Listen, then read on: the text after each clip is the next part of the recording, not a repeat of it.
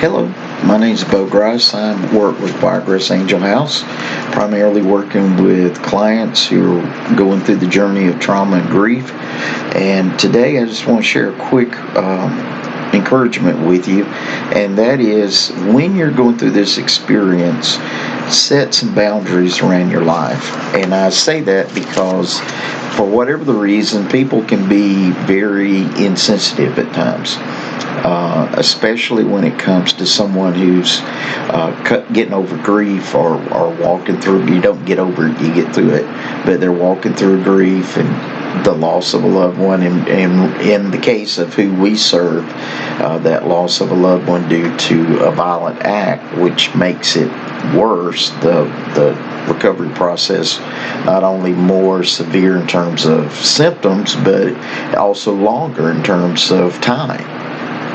So when somebody's going through this, it's not uncommon for people around you to maybe give you a week or two, maybe a month, and then by that next month they come around and they want you to start fulfilling obligations again. They want you to volunteer at the church, volunteer at this group, make cookies for that group, do this, do that, go here, go there, and they make all these demands on you just like life was normal. And what happens then is it just makes the symptoms worse. It's kind of like breaking your thumb, but then you just continue to hit it with a hammer. It just makes it worse. It makes the symptoms more painful.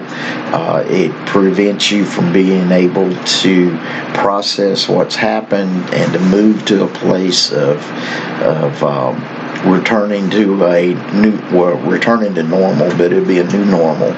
But the primary goal of recovery anyway from trauma and from grief is to get to the place where we can handle the emotions again. We're not overwhelmed all the time, and that we begin to function in a new normal. Now, does that mean life's ever going to go back to the way it was? No. But you can have a life. You can live again. But watch out for people who are trying to make too many demands on you, especially during this time, because it's just going to make matters worse. And it's going to make you ill, irritated, not only with the person who's doing it, but if you don't feel safe taking it out on them, you're going to take it out on your family. And that is just not worth it. So a great word to learn today, if you don't get anything out of this, learn to use this word, no. That's all you got to say. When they make these extra demands on you, and honestly, sometimes they do it thinking they're helping, because they think, well, we'll get you busy, you won't have time to think about how sad you are, and then we can fix you. And actually, that always backfires. There'll come a time you want to get involved again. There'll come a time you want to you volunteer to do stuff, and then people will come and ask you to do stuff, and you'll do it. It's just not right now. And it's like my mother always taught me, time and place. And there's a time for being involved and for volunteering and help trying to meet the demands of others.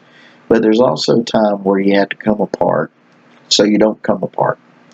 And coming apart right now is giving yourself time to heal. And it can be a long process. And if people can't handle that, you may just have to push those people out of your life and get some new people in there. You'll just have to decide. But the one thing you are going to have to learn how to do, if you have any hope of getting back to a good place, is learn to say no. And if you can do that, you'll be miles ahead of most people who spend most of their life trying to please other people at the expense of themselves.